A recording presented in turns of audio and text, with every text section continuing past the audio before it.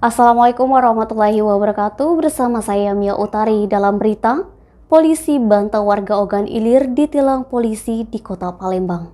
Kapolrestabes Palembang Kombes Pol Muhammad melalui Kasat Lantas AKBP Rendy Surya Aditama membantah kasus penilangan warga Ogan Ilir oleh petugas kepolisian dari Polrestabes Palembang.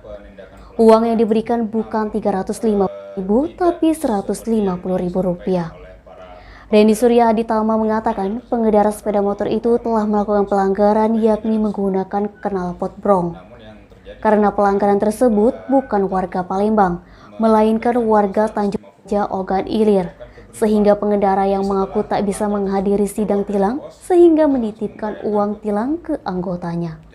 Menurut Rendy Surya Aditama, pengendara itu dikenakan denda tersebut karena telah terbukti bersalah melanggar pasal 285 ayat 1 UU LJ, di mana setiap pengendara sepeda motor yang tidak memenuhi persyaratan teknis dan laik jalan seperti spion, lampu utama, lampu rem, klakson, pengukur kecepatan, dan knalpot.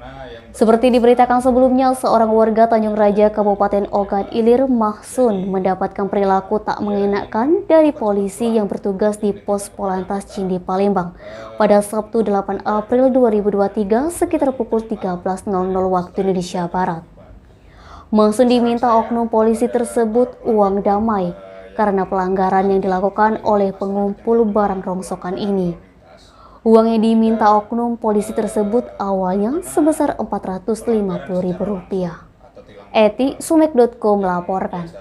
Jangan lupa like dan share video ini, subscribe YouTube Sumiko Official. Selalu terapkan protokol kesehatan, sehat bahagia selalu untuk kita semua.